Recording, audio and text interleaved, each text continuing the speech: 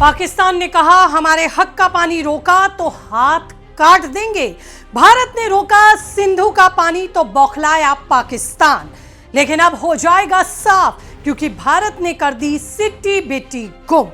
पाकिस्तान को सता रहा था जिस बात का डर, अब वही होगा। सबसे बड़े झटके की तैयारी भारत ने कर ली। पाकिस्तान में हड़कंप, पाकिस्तान को ज्यादा बोलना बहुत भारी पड़ेगा। नमस्कार, आपके साथ मैं हूं ज्योति विनय कपूर। तो दोस्तों, औकात से ज्यादा उछल रहे पाकिस्तान की सिट्टी बिट्टी गुम करने के लिए भारत ने बैक स्टेज से एक ऐसा खतरनाक खुफिया ऑपरेशन शुरू कर दिया है जिसकी भनक लगते ही पूरे इस्लामाबाद में हाहाकार मच सकता है। पाकिस्तान ने सीना ठोक कर गीदड़ भभकी दी थी कि अगर हमारे हक के पानी को हाथ लगाया तो जंग छेड़ देंगे, हाथ काट देंगे। लेकिन भारत ने बिना एक भी गोली चलाए पाकिस्तान को घुटने पर लाने का ऐसा मास्टर प्लान एक्टिव कर दिया कि उनके हुक्मरानों के पैरों तले की जमीन खिसक गई है। आखिर भारत का वो कौन सा एक हिडन स्टेप है जो पाकिस्तान को सीधे उस अंधेरी खाई में धकेलने जा रहा है जहां से वो कभी बाहर नहीं निकल पाएगा। अगर इस विवाद पर जंग छिड़ गई तो भारतीय सेना कितने घंटों में पूरे पाकिस्तान को धूल चटा सकती है, और क्या है वो पुराना खौफनाक सच जब रोता हुआ पाकिस्तान सीधे अमेरिका के पैरों में जा गिरा था। सबके बारे में बात करूंगी इस रिपोर्ट में, तो अंत तक बने रहिएगा मेरे साथ। और ये एनालिसिस अच्छा लगे तो चैनल को सब्सक्राइब करना आप भूलेंगे नहीं। दरअसल ये पूरा मामला एक ऐसे बेहद संवेदनशील कूटनीतिक और भौगोलिक विवाद से जुड़ा है जिसने दोनों देशों के बीच युद्ध के बादलों को एक बार फिर गहरा दिया है। पाकिस्तान के हुक्मरानों और वहां के सैन्य जनरल्स ने हाल ही में भारत को खुलेआम एक गीदड़ भभकी दी थी कि अगर भारत ने अपनी नदियों का रुख मोड़ा या पानी पाकिस्तान के लिए रोका तो वो भारत का हाथ काट देंगे और जंग छेड़ देंगे। लेकिन पाकिस्तान ये भूल गया कि धमकी देने से पहले उसे अपनी कंगाली की औकात देख लेनी चाहिए थी। भारत ने इस धमकी को रद्दी के भाव में फेंकते हुए साफ कर दिया कि भारत अपने हिस्से के पानी की एक एक बूंद का इस्तेमाल अपने कश्मीर और पंजाब के विकास के लिए ही करेगा, चाहे इसके लिए पाकिस्तान को प्यासा ही क्यों ना मरना पड़े। लेकिन पाकिस्तान ने इस बीच जो भारत को धमकी दी उसकी सबसे बड़ी गलती यही रही, क्योंकि भारत उसी का बदला लेने के लिए इंटरनेशनल लेवल पर अब एक बड़ा जाल फेंकने जा रहा है।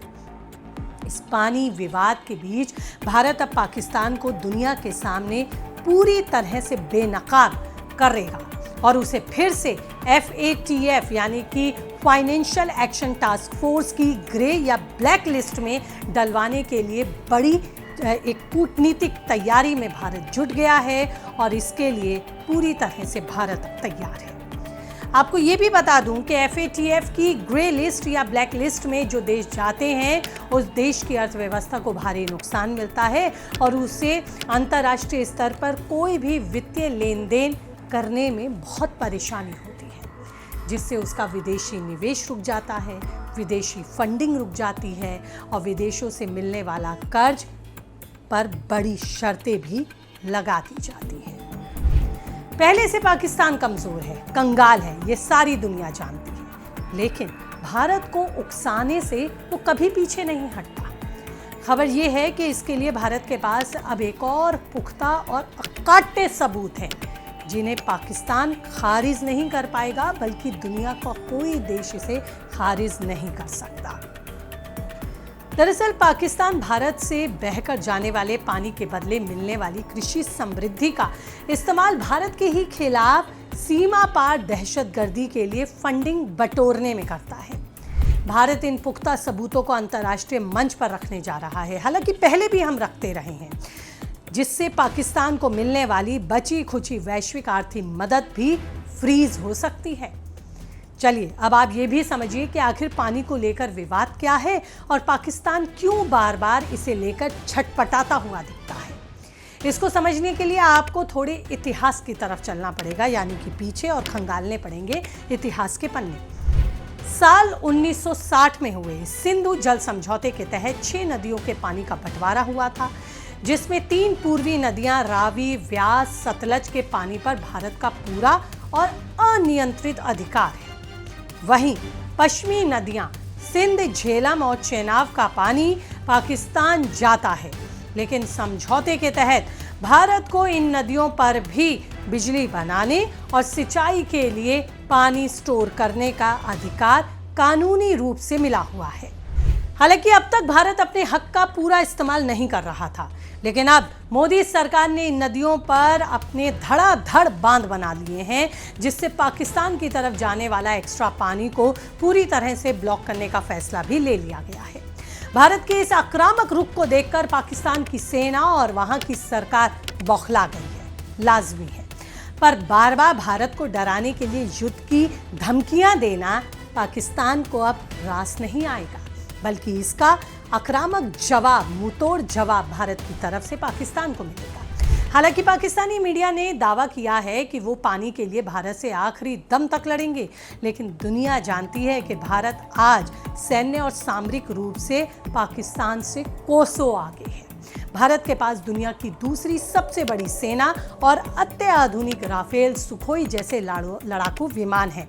हमारे पास एक बड़ा बेड़ा है, घातक S-400 एयर डिफेंस सिस्टम और परमाणु हथियारों की वो त्रिमूर्ति मौजूद है जो पल भर में पाकिस्तान के वजूद को और उसके नक्शे को दुनिया के नक्शे से मिटाने में सक्षम है। सैन्य एक्सपर्ट्स मानते हैं कि ग्लोबल थिंक टैंक की रिपोर्ट्स के मुताबिक अगर पानी के इस विवाद को भारत और पाकिस्तान के बीच आज की तारीख में फुल स्केल वॉर अगर छिड़ जाती है, तो पाकिस्तान की सेना भारतीय सेना के सामने महज 72 से 96 घंटे यानी कि 3-4 दिन में ही निपट जाएगी। वो टिक नहीं पाएगी 3-4 दिन से ज़्यादा।